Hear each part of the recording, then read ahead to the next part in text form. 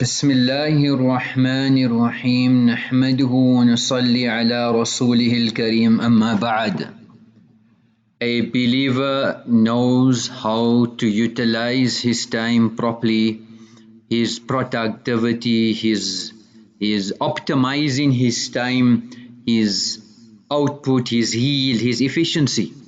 The people of Iman should be masters in this field because they are preparing for a great preparation, and the people of Iman are well prepared with regards to the systems of the world, the plotting and the planning of shaitan and the people of batil, as well as they are well prepared for akhirah.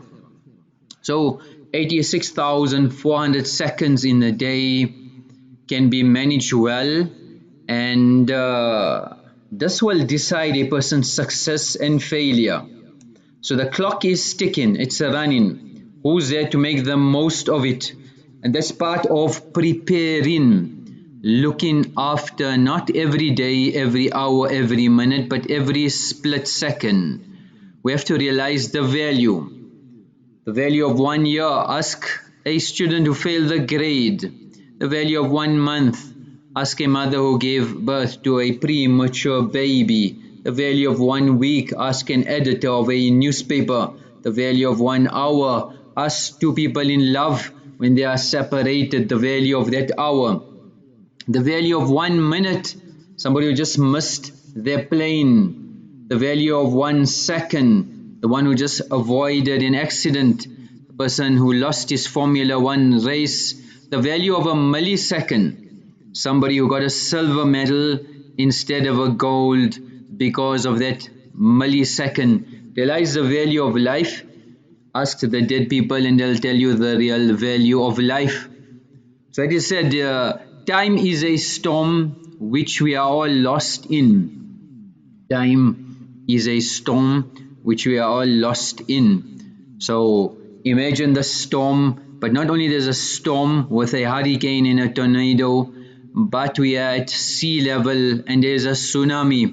While that tsunami is approaching, the earthquake, we can start hearing the earth tremoring, all in one. If we have to describe a cell phone, then that is the reality. That is the reality, what a cell phone is about. It's a cell phone, put you behind bars in a cell, whether it's another form of television, whether it's another form of music, whether it's another form of spreading immodesty and zina, whether it's a means of drawing different fitnas which will draw adhab.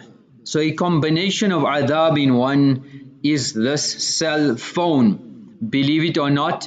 But look at on a global scale, there's 15 billion cell phones on earth. By 2025, 18 billion. There are more cell phones on earth than toothbrushes. Just for this cell phone to work, we need 5 million cell phone towers have been laid on earth. 66% of smartphone users are addicted. We're talking about addiction. 2/3 of the earth. And 2018, 7.9 billion mobile broadband subscriptions worldwide. And in use in vogue 10 billion mobile devices. 99% of all internet users in China go online on their phone. No more the laptop, no more the desktop. 2019, 204 billion apps downloaded. So the App Store is quite famous. Android, Google, iPhone. 88% of smartphone owners use their phone while driving. So we're risking our lives and our beloveds. 88%. 75% of smartphone owners turn to search first. Any need, any problem. Normally we got a problem in deen, we ask Mufti Sahib. Now we've got a biggest Mufti on earth, which is called Google. Even parents who have children, statistics show they spend more time on a cell phone than parents who do not have children. So the parents are engaged, the children also, giving the child a cell phone and thinking your child is advanced. Hey, my 2-year-old child knows to unlock the phone. They know how to go on to search. One wrong search, one wrong swipe, and it will swipe them off their feet. Dangerous destruction. So we have to understand the destructive nature, and we are not talking about utilizing it for the purpose it should have been used for, but abusing it, not using it. And revenue 2018 1.1 trillion. By 2020 the projected just apps alone 189 billion in revenue. And if you look at GDP globally, by 2023 it will contribute to $4.8 trillion. So the consequences are drastic. More than 3 in 10 people would stop seeing their friends in person, and that will move to 4, 5, 6, 7, 8, 9, 10. They don't want you to socialize except on their platforms. You are with a computer. It's the Jali system, a satanic system. And the average child by the age of 8, 9, 10 get their first cell phone. So an average person who looks at his cell phone looks at it 2,600 times in a day, between the touching of the phone, the swiping and looking at the phone. And if somebody has to be above average, then 5,400 times in a day. So 20% of smartphone users use their phone 4.5 hours daily. And this we are talking of not weekends but weekdays. And if we look at a person who's focused and doing a certain task, for you to come back, and this is a study by the University of California, where it takes an average 23 minutes to get back into deep focus of the task that you were distracted on. So you were busy doing a task, got to the phone, this message came, this call came in, this chat, this, that, and before you know it, you are struggling to finish your work. So forget kids and we say, okay, the new generation. So 85% of elderly people, whether it's parents or grandparents, are becoming hooked. And these are people over the age of 45 are starting to use the cell phone more. So from the cell phone to laptops 77%, desktop computers 57%, tablets 57%, fitness bands 21%, smart watches 14%, and VR 8%. So if you look at it, an estimated 270 million Americans view their smartphones daily 14 billion times. That's just in the US. And then recently, part of the planning of COVID was to deform people to these platforms. So it's platforms and deforms. Just looking at China, 70% of the participants have been engaged, and they've been looking at the screen after the COVID-19 break. Then if you look at just screen time, people that were using it 3.5 hours have moved 5 to 6 hours a day due to COVID. So if we look at a trap is engineered to look, firstly it is camouflaged, it is hidden. Number 2, it looks very rosy, it's enjoyable, it's what you're looking for. But when you get to the trap, you don't want to be there when you realize it. So it's to take you where you're not supposed to be. And once you get there, it's game over, no escape. But this is what the smartphone, this is what the cell phone. Then a trap shows you one thing but is something else. They show you everything else but behind it, it's a trap. Then traps are placed where you frequent. So innocently you said, I wanted to make a call, I got a phone just to text people, to communicate. But before you know it, you are excommunicated. Then there are different types of traps based on what you are going to trap.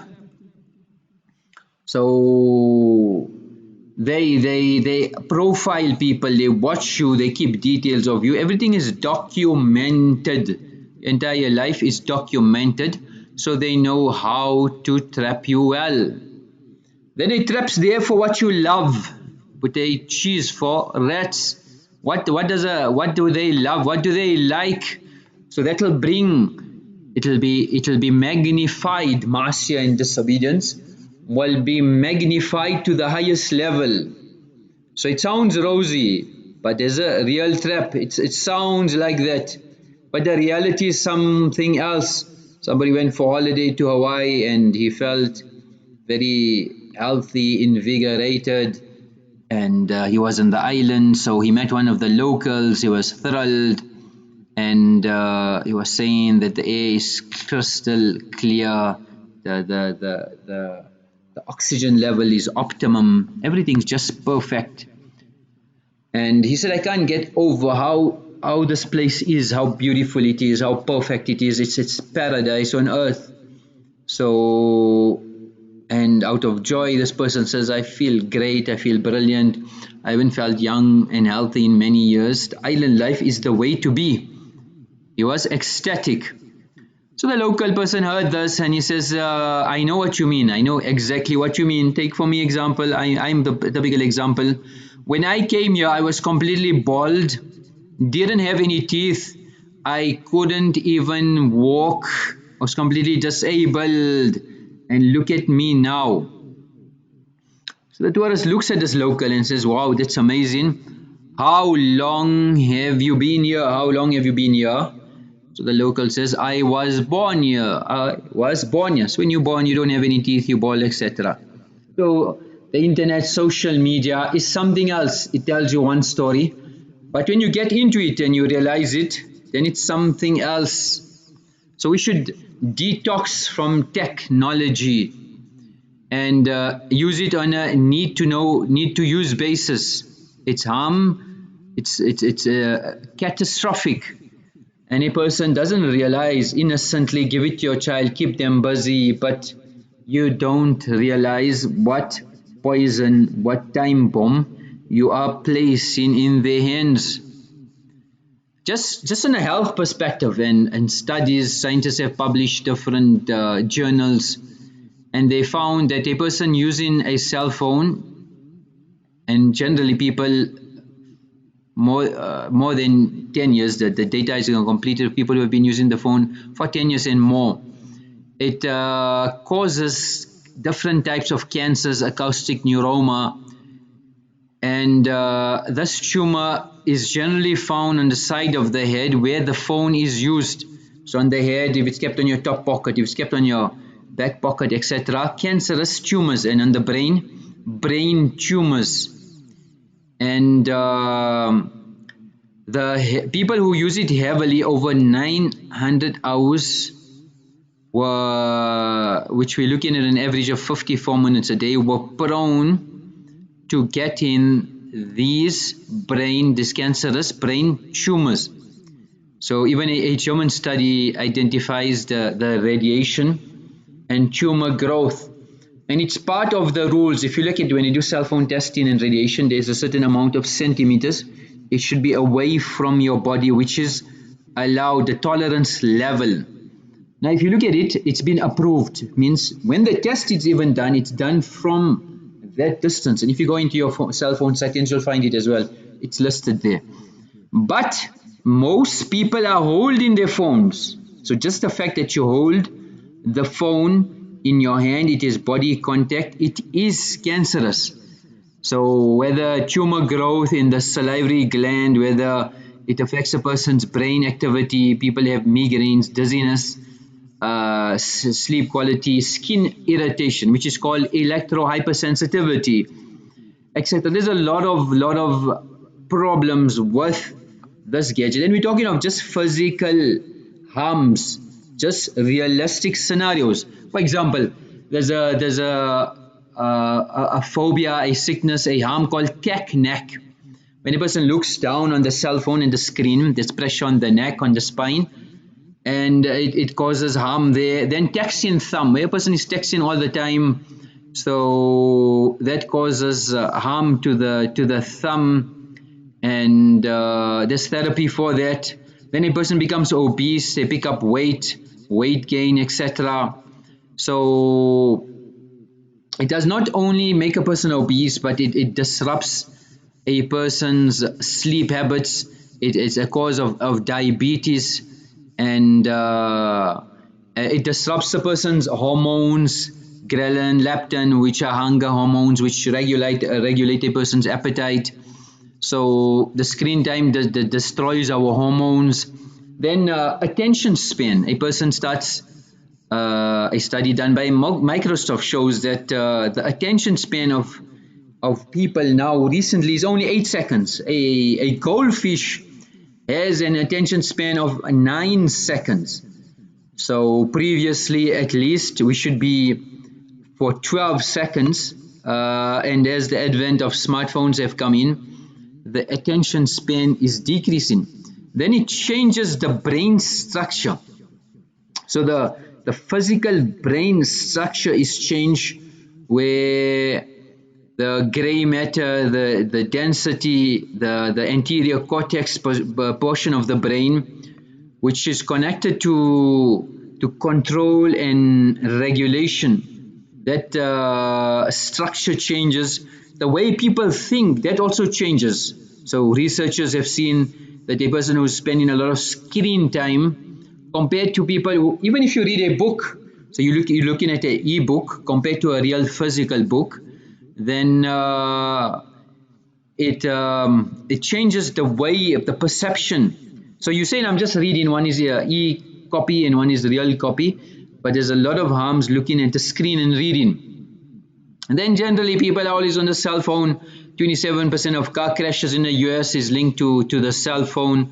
People are busy texting while driving. Then a person becomes passive. They are not assertive, they are not active. So Harvard study shows that people become more lethargic, etc. People lose empathy, concern, khair kha for humanity. So university shows that 40% of people have become more hard-hearted. Why? Somebody does something, send them an emoji, send them, just tell them, go to so and so. So we become very bold because the person is not in front of us. So people become more hard-hearted. Then forget people driving and texting, people walking and texting. So a study was done of 22,000 pedestrians in an important intersection in Manhattan, and half the people weren't worried about the signal because they were on their headphones, they were talking on the phone, they were looking at their device. So pedestrians die because of the cell phone. La ilaha illallah. Then anxiety. The people who are on these platforms have more anxiety, increased stress, smartphone blindness. It can cause temporary blindness. Cell phone elbow, which is called cubital tunnel syndrome. Because we are in a certain position for so long, then they say that the average toilet seat is more clean than a person's cell phone, more clean than the keypad on the laptop, because that's never ever clean, that's never ever sanitized. So more bacteria grows there than on your in your toilet. So hygiene, cleanliness, tahara, then eye strain, then occipital neuralgia, where a person, the occipital nerves, which is on the base of the neck, because we are looking at one position, that gets compressed and a person starts getting headaches, etc. Then wearing these headphones and blasting it causes hearing impairment, etc. Then even nobody is safe from it. So there's an issue where doctors are distracted. So they find that many doctors have been caught on the operating room texting while on the job. So cleanliness, we're talking of taharat, and a doctor is supposed to sanitize, but what about his cell phone? Then the increased risk of suicide. So 48% of teens who looked at their cell phone for more than 5 hours a day had considered to commit suicide, even made plans to kill themselves. So we think so we are progressing, we think so we are advancing, but we are going backwards. Then the addiction, the withdrawal symptoms of not having the cell phone, not replying, so anxiety, insomnia, depression. So the cell phone increases the stress hormone which people have, which is called cortisol, and this is cardiotoxic. So people become isolated, they start becoming withdraw, and they don't interact with people, they start having eating disorders, people have body image concern because you need to get the right selfie, etc. Then cyberbullying, which is on the increase. So there's a lot of things we need to do to make sure that this cell phone harms, we are protected from it. So a person should track their screen time, they need to make sure that they recognize the triggers which make them rocky and dependent, what's our coping skills, what has caused this compulsive behavior. So a person must set their time limits before they sleep. When they wake up, they shouldn't use at least 1 hour certain days of the week. I'm not going to use, I'm going to unfollow accounts. Choose your platforms wisely. Block out social media completely. Start having physical hobbies. Start interacting with people. Don't mix your business with pleasure. Keep your computer, your tablet out of your bedroom. Have places for your office and your gadgets in your office. And deactivate a lot of accounts, some social media, and don't think so you're missing out. So a person needs to set goals for their certain cell phone usage and realize that we are in the red zone, we are in the danger zone. May Allah give us tawfiq of making amal, wa akhiru dawana alhamdulillahi rabbil alameen.